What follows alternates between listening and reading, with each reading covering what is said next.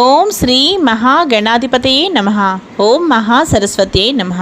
Welcome back to Lavanya's life style. Friends, ఎప్పటిలాగే ఈరోజు కూడా ఒక మంచి డివోషనల్ వీడియోతో మీ ముందుకు వచ్చేసానండి. ఇంకా ఈరోజు ఈ వీడియో స్టార్ట్ చేసే ముందు మీరు లావణ్యాస్ లైఫ్ స్టైల్ ఛానల్ని ఇప్పుడే విజిట్ చేస్తున్నారా? అయితే ఆలస్యం చేయకుండా లావణ్యాస్ లైఫ్ స్టైల్ ఛానల్లోకి వెళ్ళి అక్కడున్న వీడియోస్ అన్నీ మీరు బాగా వాచ్ చేయండి. ఇంకా వీడియోస్ మీ అందరికీ బాగా నచ్చినట్లయితే తప్పకుండా వీడియోస్ని లైక్ చేయండి, షేర్ చేయండి. అలాగే లావణ్యాస్ లైఫ్ స్టైల్ ఛానల్ని సబ్స్క్రైబ్ చేయడం మాత్రం మీరు మర్చిపోకండి. ఈరోజు మనం ఈ వీడియో ఏంటో చూసేద్దాం పదండి ఫ్రెండ్స్.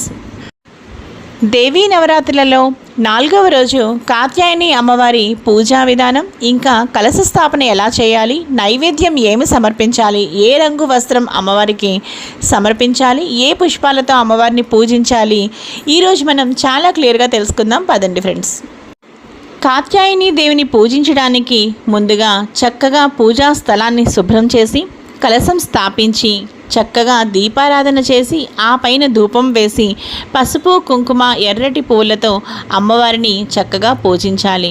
ఇక మార్గశిర మాసంలోని మంగళవారాలు లేదా నవరాత్రుల సమయంలో కాత్యాయని వ్రతం చేసుకోవడం చాలా శుభప్రదం. ఇక ఈ పూజ వలన వివాహం కావలసిన వాళ్ళకి చక్కగా సకాలంలో వివాహం జరుగుతుంది. ఇంకా సంతానం కావలసిన వాళ్ళకి చక్కగా సంతానం కలుగుతుంది. ఇంకా మంగళ దోషాలు ఏమైనా ఉంటే చక్కగా అవి కూడా తొలగిపోయి ఇక వాళ్ళకి వివాహ బంధాలు పలబడతాయని నమ్ముతారు. ఇక పూజా విధానం ఈరోజు మనం చూసేద్దాం. కాత్యాయని పూజా విధానం: చక్కగా స్థలాన్ని శుభ్రం చేసి పూజకు ముందుగా పూజా స్థలాన్ని ఇంటిని శుభ్రం చేసుకోవాలి. కలశ స్థాపన: ఒక కలశం పవిత్రమైన పాత్రను స్థాపించి దానిపై ఒక పుష్పం ఉంచాలి. దీపం ధూపం నైవేద్యం: ఇక చక్కగా దీపారాధన చేసి ఆ పైన ధూపం వేసుకున్నాక అప్పుడు అమ్మవారికి ఎంతో ప్రీతికరమైన నైవేద్యం 7 అప్పాలని నైవేద్యంగా సమర్పించాలి. ఇక కాత్యాయని అష్టోత్తర శతనామావళి, ఇంకా కాత్యాయని అమ్మవారికి సంబంధించిన మీకేమైనా తెలిసి ఉంటే ఆ మంత్రాలు కూడా చాలా చక్కగా ఆ రోజు చదువుకోవచ్చు. ఇక కాత్యాయని దేవి ప్రార్థన: పూజ చివరిలో కాత్యాయని దేవిని మనసారా ప్రార్థిస్తూ కోరికలు తెలియజేయాలి. కాత్యాయని దేవి మహిషాసురుణ్ణి సంహరించి దేవతల సమిష్టి శక్తుల నుండి జన్మించింది.